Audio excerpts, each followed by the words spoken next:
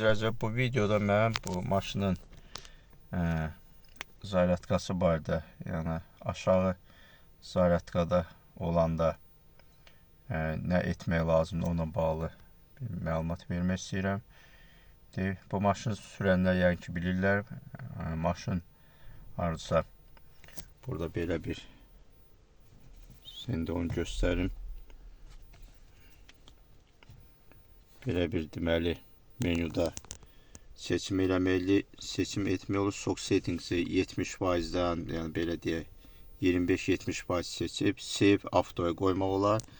Əvvəlki videolarda məlumat vermişəm. Save edəndə bu 70'də olanda maşın çalışır daim zaryadkanı 70%-i saxlasın.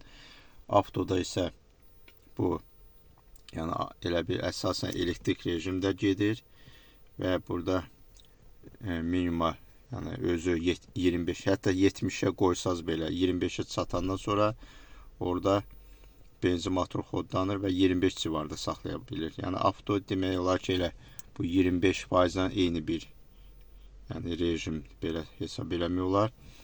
Və bəzən hallarda isə yəni bəzən elə olur ki maşın hətta elə belə deyək 25'dən də aşağı düşə bilir. Əsasən də probkalarda aşağı sürətlərdə sürəndə, eləyəndə və yaxud da maşını tam EV rejimdə qoyanda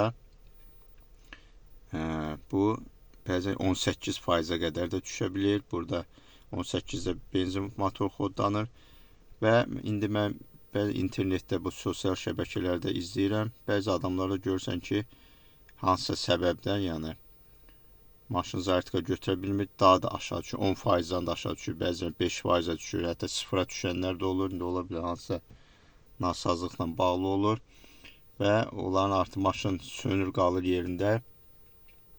İndi burada belə bir, əgər maşın tam, yəni belə deyək, xarab olmayıbsa, benzin motoru işə düşürsə, burada belə bir, yəni iki cür bunun çıxış yolu var.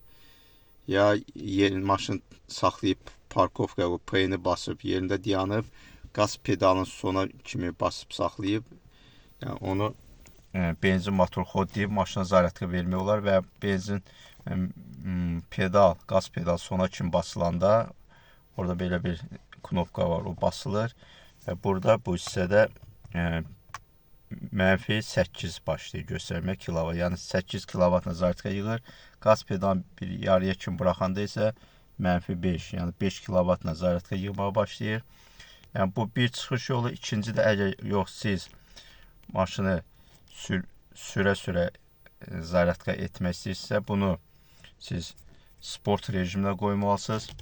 Yəni sport rejiminə qoyanda maşını var. Ekoda çünki ekoya qoyanda maşın dayanan kimi sönür, maşın benzin motor sönür, yerinə tərpədəndə də bir müddət elektrikdən gedir, sürət artı 20 km çatanda benzin motor işə düşür. Lakin sport rejimində benzin motor daha çox işləyir. Yəni siz hətta svetoforda, probkada saxlayırsınız, bir müddət işləyir, zaryadka verir və sonra sönür. Yerinə tərpədəndə də dərhal işə düşür və daha çox işləyir motor.